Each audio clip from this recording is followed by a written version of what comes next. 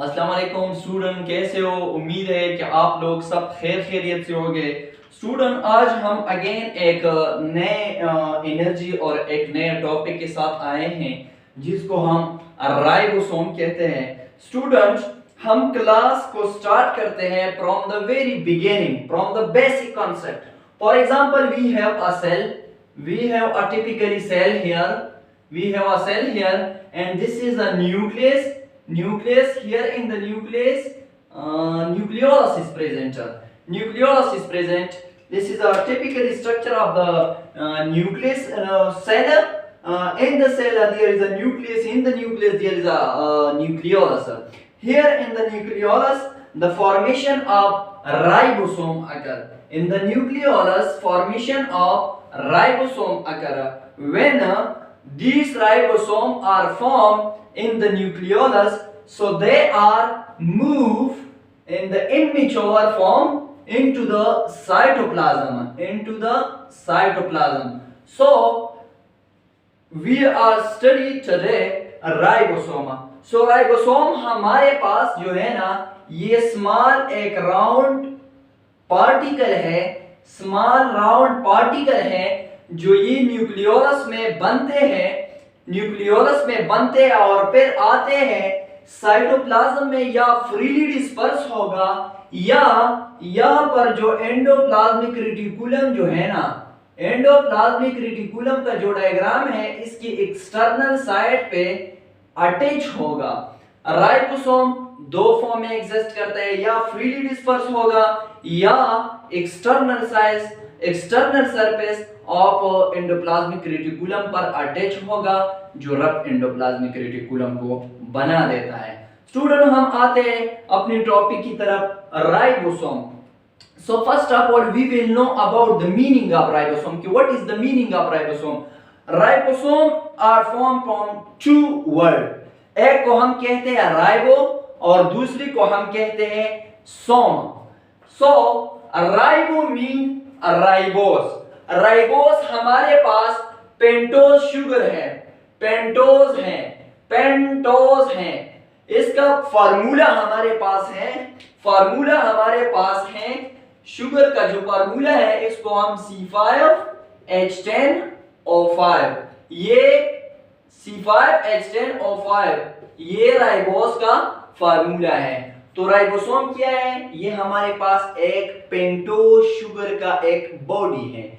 Ribo mean ribose, जिसको हम pentose कहते हैं, ये इसका फार्मूला है C5H10O5, and Soma mean body. ये एक ऐसी बॉडी है जो पेंटोज शुगर से बना हुआ है, जिसको हम राइबोसोम कहते हैं। तो डिफिनीशन की तरफ आते हैं, मीनिंग तो हो गया, अभी डिफिनीशन की तरफ आते हैं कि what is the definition of a ribosome. Ribosome are small, ये हमारे पास स्मॉल होता है, डेंस होता है, वजनी होता है, स्मॉल होता है, वजनी होता है और राउंड होता है। ये देखिए स्ट्रक्चर को, स्मॉल होता है, वजनी होता है, डेंस मीन राउंड होता है, एंड ग्रेन्यूल पार्टिकल, ये दाने दाने की तरह पार्टिकल होते हैं, दाने की तरह पार्टिकल है। देखो ये इसी तरह है, इसी तरह है, राउंड है, डेंस है, ग्रेन्यूल्स हैं, जो साइटोप्लाज्म में फ्रीली डिस्पर्स होते हैं या अटैच होता है external surface of endoplasmic reticulum. तो ribosome are small, round, dense and granule particle in the cytoplasm, जो साइटोप्लाज्म में मौजूद होते हैं, लेकिन दो फॉर्म में मौजूद होते हैं। कौन से कितने फॉर्म में मौजूद होते हैं? दो फॉर्म में, in the cytoplasm in free form, या तो ये फ्री फॉर्म में मौजूद होंगे या are attach to the external surface of endoplasmic reticulum, या external surface of endoplasmic reticulum पर अटैच होंगे, या फ्रीली डिस्पर्स होंगे, या external surface of endoplasmic reticulum पर अटैच होंगे, जो इससे फिर रफ एंडोप्लाज्मिक रेटिकुलम बन जाता है। तो हम डिफिनीशन के बारे में भी पढ़ लिया, डिस्कवरी के बारे में, मीनिंग के बारे में भी पढ़ लिया। अब हम आते हैं डिस्कवरी की तरफ कि राइबोसोम किसने डिस्कवर किए। तो ये बात याद रखें, एक सेंटेंस था जिसका नाम हमारे पास है पिलेड है। ये बात एमसीक्यूज के पॉइंट ऑफ व्यू से बहुत ज्यादा इंपॉर्टेंट है कि पेलेट जो है ना, उन्होंने 1955 में राइबोसोम को डिस्कवर किए। Ribosome was discovered by Palade in 1955। एक बात हमसे रह गया है जिसको हम डायमीटर कहते हैं, तो ये बात याद रखें, क्या राइबोसोम का जो डायमीटर होता है हमारे पास, राइबोसोम का जो डायमीटर होता है वो हमारे पास 20 नैनोमीटर होते हैं। ये हेडिंग में ऐसा लेके यहाँ पर लेके कि डायमीटर, तो diameter the diameter of ribosome is 20 nanometre. ईटा के एमसीक्यूज के पॉइंट ऑफ व्यू से बहुत ज्यादा इंपॉर्टेंट है। तो हमने पढ़ लिया मीनिंग के बारे में, डिफिनीशन के बारे में, डिस्कवरी के बारे में कि पेलेट ने डिस्कवर किया था 1955 में। फिर हमने इसका डायमीटर पढ़ लिया, यहां पर हेडिंग दे दे कि डायमीटर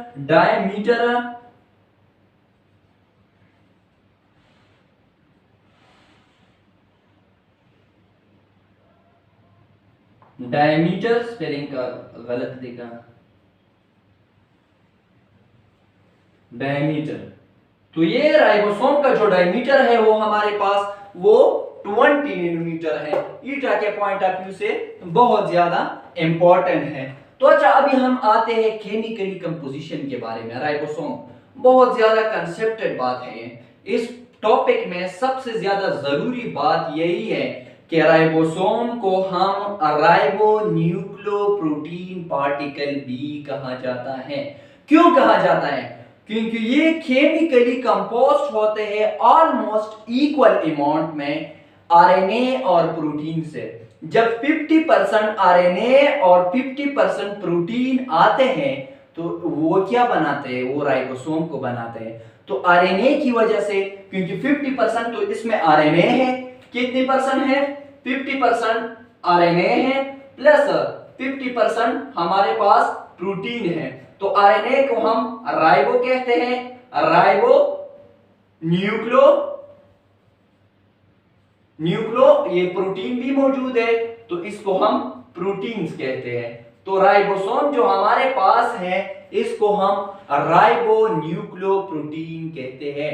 क्यों? क्योंकि ये almost equal amount of RNA plus protein से बना होता है। तो आते हैं हेडिंग की तरफ। Chemically composition, RNA are chemically composed of almost equal amount of RNA and protein से बना होता है। Hence they are called ribonucleoprotein. इसी वजह से इसको हम राइबोन्यूक्लियोप्रोटीन पार्टिकल कहते हैं। राइबोसोम को हम राइबोन्यूक्लियोप्रोटीन पार्टिकल भी कह सकते हैं। क्यों कहते हैं? क्योंकि ये almost equal amount of RNA plus protein से बना होता है। तो they are called ribonucleoprotein particles. इसको हम राइबोन्यूक्लियोप्रोटीन पार्टिकल भी कहते हैं। तो स्ट्रक्चर की तरफ आते हैं कि राइबोसोम का क्या स्ट्रक्चर है। तो ribosome are synthesised in the nucleolus of the nucleus. मैंने आप लोगों को बताया कि राइबोसोम जो है ना, ये न्यूक्लियस के न्यूक्लियोलस में बन जाते हैं, न्यूक्लियस के न्यूक्लियोलस में बन जाते हैं, विच कंसिस्ट ऑफ 2 सब यूनिट। लेकिन राइबोसोम के 2 सब यूनिट होते हैं। अभी हम सब यूनिट के बारे में पढ़ेंगे और आगे इसका डायग्राम भी ड्रा करेंगे, फंक्शन भी इसका हम बयान करेंगे 1 by 1 with detail explanation with eta MCQs. लेकिन आपने ये वीडियो लास्ट तक देखना होगा ताकि हमारे नए इंफॉर्मेशन, ताकि आपको लोगों का कंसेप्ट रह ना जाए। और अगर आप लोगों को ये वीडियो पसंद आया तो बराए मेहरबानी करके हमारे चैनल को सब्सक्राइब करें और बेल आइकन को जरूर दबाएं ताकि हमारे नए इंफॉर्मेशन आप लोगों को मिल जाए। तो स्टूडेंट, क्लास को हम आगे कंटिन्यू करते हैं।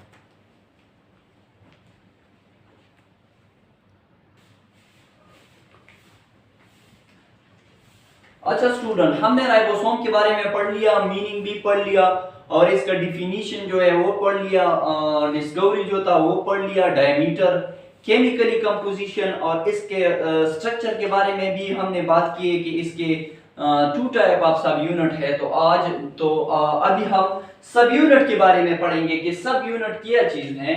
तो ये बात याद रखें कि राइबोसोम में हमारे पास 2 सब यूनिट होते हैं, एक को हम लार्ज सब यूनिट होते हैं और दूसरी को हम स्मॉल सब यूनिट कहते हैं। तो अभी इस कंसेप्ट की तरफ आते हैं कि स्मॉल सब यूनिट कौन सा है और लार्ज सब यूनिट कौन सा है।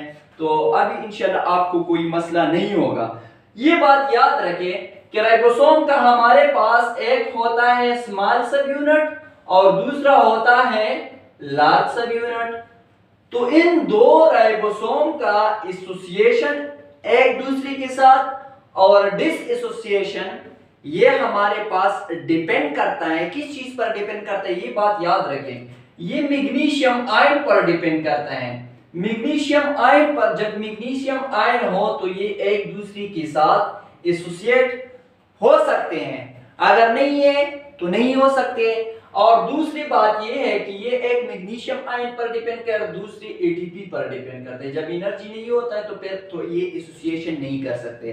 तो राइबोसोम के हमारे पास 2 सब यूनिट है, एक को हम स्मॉल सब यूनिट कहते हैं और दूसरी को हम लार्ज सब यूनिट कहते हैं। ये स्मॉल और लार्ज सब यूनिट के राइबोसोम की एसोसिएशन और डिसोसिएशन डिपेंड करता है मैग्नीशियम आयन पर और एटीपी पर। तो ये बात याद रखिए, सब unit, each ribosome consist of 2 सब यूनिट, 2 सब यूनिट है इसमें, that is one is large सब unit and other is small sub unit. एक हमारे पास लार्ज सब यूनिट है और दूसरा हमारे पास स्मॉल सब यूनिट होता है।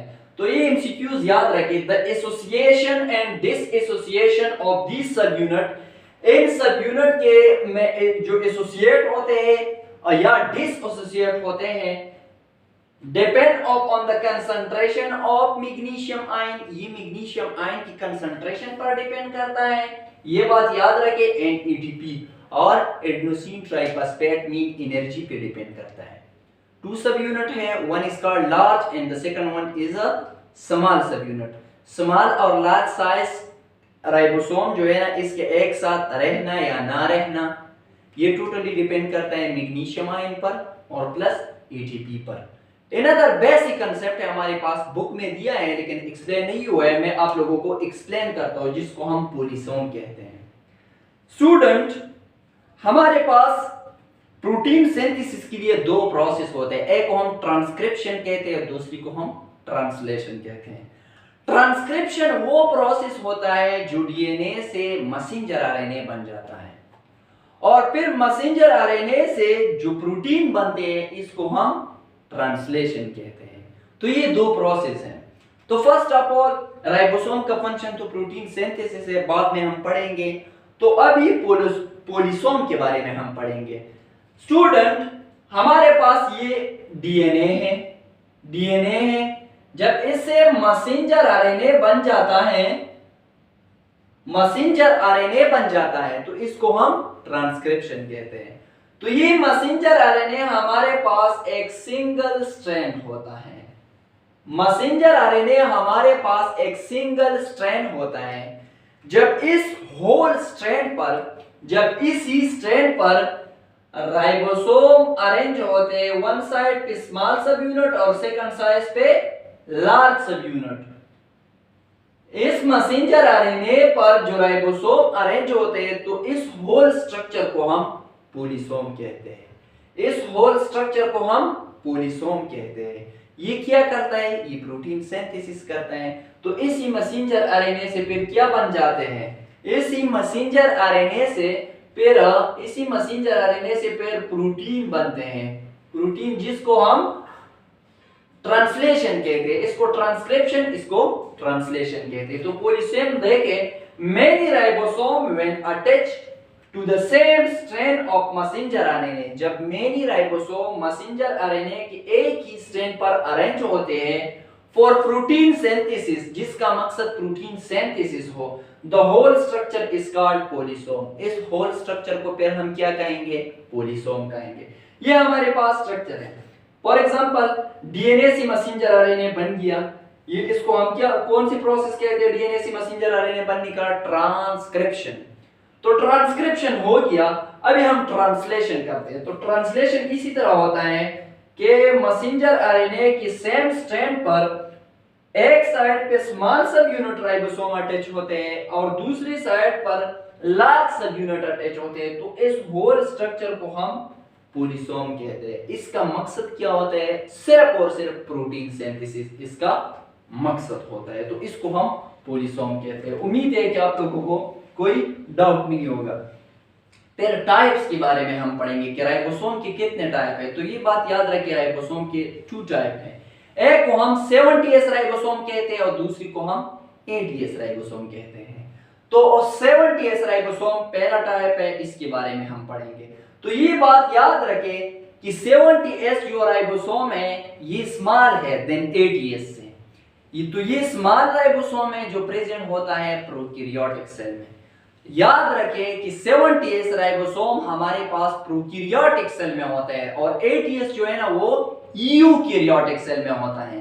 तो ये बात याद रखें कि these are स्मॉल, ये स्मॉल होते हैं and present in prokaryotic cell, जो प्रोकैरियोटिक सेल में मौजूद होते हैं। लेकिन यहाँ पर एक बहुत ज्यादा कंसेप्टेड और लॉजिकल इंसिक्यूज है कि इस राइबोसोम 70s के फिर 2 सब यूनिट है। मैंने आप लोगों को बताया है इस 70s राइबोसोम के 2 सब यूनिट है, एक को हम फिर स्मॉल सब यूनिट कहते हैं, एक को हम लार्ज सब यूनिट कहते हैं। इसकी जो सब यूनिट है स्मॉल सब यूनिट इसकी 30s है, इसका जो स्मॉल सब यूनिट है वो 30s है और जो लार्ज सब यूनिट है वो 50s है।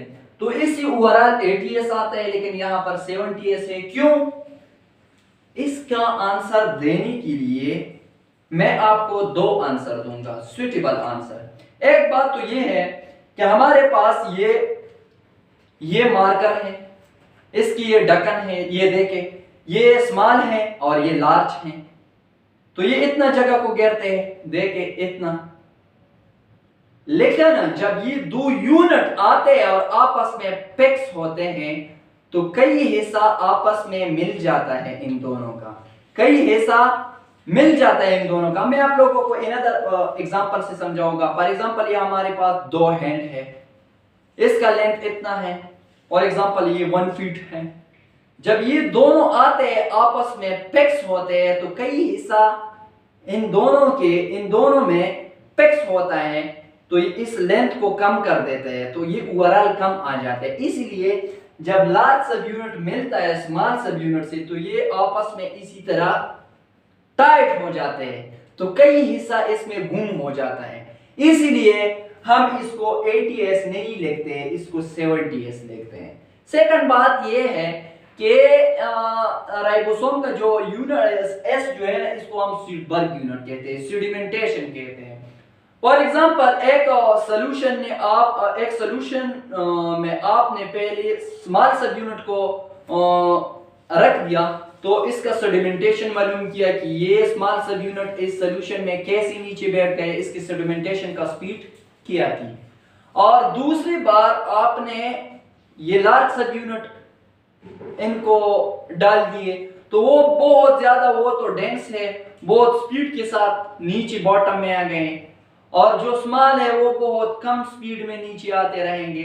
तो इस स्पीड का और स्लो का जो हम एवरेज लेते हैं तो इससे थोड़ा सा हिस्सा हम खत्म कर देते हैं। लेकिन बेस्ट आंसर ये है कि स्मॉल सब यूनिट और लार्ज सब यूनिट आपस में फिक्स होते, थोड़ा सा हिस्सा इसमें इनके दरमियान आ जाता है, तो इसको हम हिसाब नहीं करते हैं।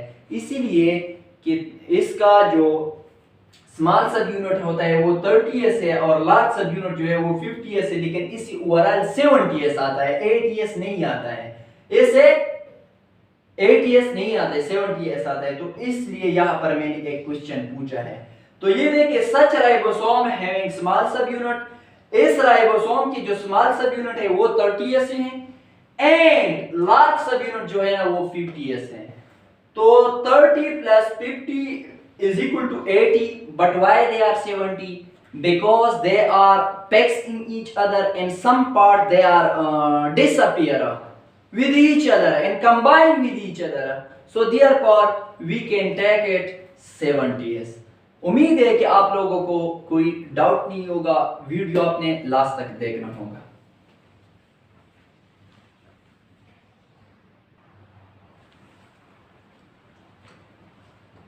तो अच्छा स्टूडेंट, हमने पढ़ा 70s राइबोसोम के बारे में कि 70s राइबोसोम हमारे पास स्मॉल राइबोसोम होते हैं जो प्रेजेंट होते हैं प्रोकैरियोटिक सेल में, यूकैरियोटिक सेल में मौजूद नहीं होते। फिर हमने पढ़ लिया कि इसमें हमारे पास दो सब यूनिट होते हैं, एक को हम स्मॉल कहते हैं और दूसरी को हम लार्ज कहते हैं। 70s में जो स्मॉल सब यूनिट था वो 30 था, जो लार्ज सब यूनिट था वो 50 था। इसी ओवरऑल होल हमारे पास 80 आता है, लेकिन 70 हम क्यों लगाते हैं?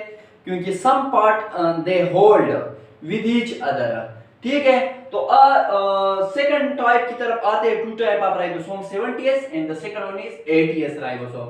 तो 80s राइबोसोम 70 के थोड़ा बहुत अपोजिट हैं, वो स्मॉल थे, ये लार्ज हैं। वो प्रोकैरियोटिक सेल में मौजूद थे, ये यूकैरियोटिक सेल में मौजूद होते हैं।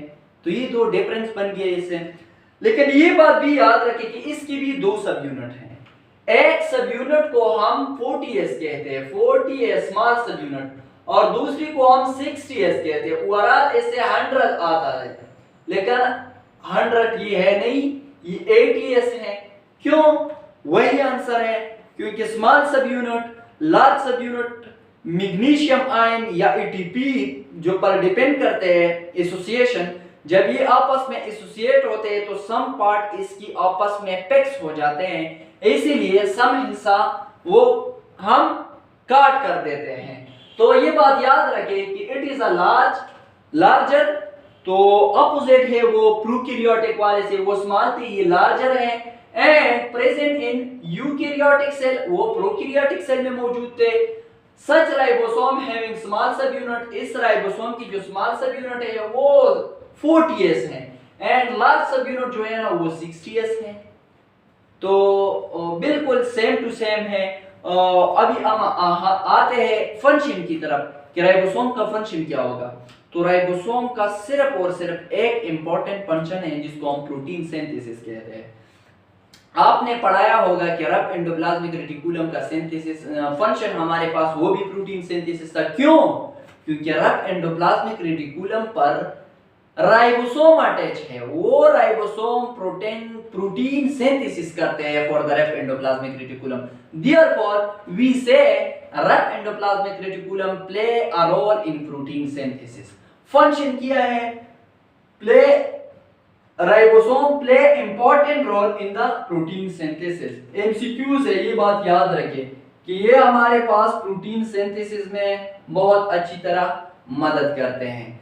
सब एमसीक्यूज है, बुक में भी लिखे हैं, कई बार ईटे में भी उठाते हैं।